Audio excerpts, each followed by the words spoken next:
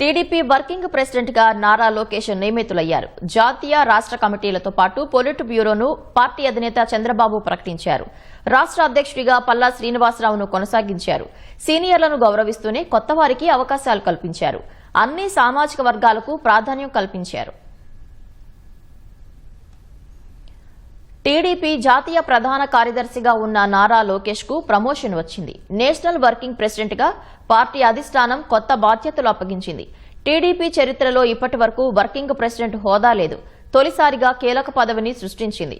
Polit బ్యూరోలో TDP కొన్ని మార్పులు చేసింది. ప్రతి కమిటీలోనూ కొత్త వారికి అవకాశం కల్పించింది. 29 మందితో పొలిట్ బ్యూరో, 31 మందితో జాతీయ కమిటీ, 185 మందితో రాష్ట్ర కమిటీ ఏర్పాటు చేసింది.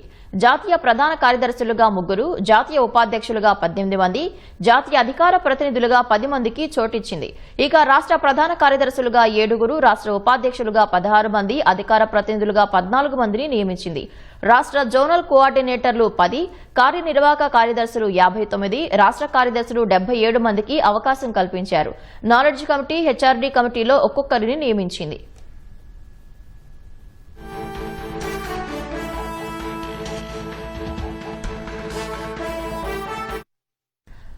మండల పార్టీ అధ్యక్షురాలికి మరో క్లస్టర్ ఇన్ఛార్జికు నేరుగా పొలిట్ బ్యూరోలో చోటు కల్పిస్తూ చంద్రబాబు సంచలన నిర్ణయం తీసుకున్నారు.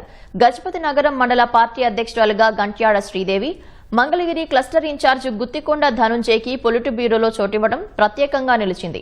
రాష్ట్ర కమిటీలోని 185 మందిలో 50 మంది మహిళలకు పదవులిచ్చింది.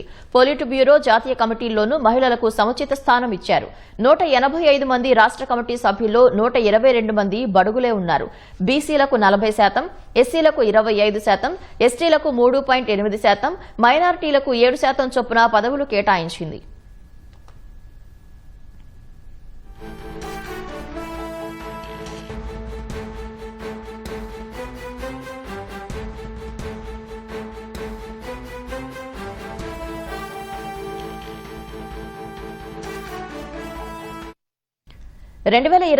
ఎన్నికలను దృష్టిలో ఉంచుకుని చంద్రబాబు కమిటీల కూర్పు చేశారు.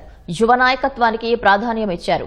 నియోజకవర్గాల పునర్వ్యవస్థీకరణ, 33% మహిళా రిజర్వేషన్ల నేపథ్యంలో కేటాయింపులు చేశారు. విధేయత, కష్టపడే తత్వం, అనుభవాన్ని పరిగణలోకి తీసుకున్నారు. నామినేటెడ్ పోస్టులో చోటు దక్కని వారికి పార్టీ పదవుల ద్వారా న్యాయం చేశారు.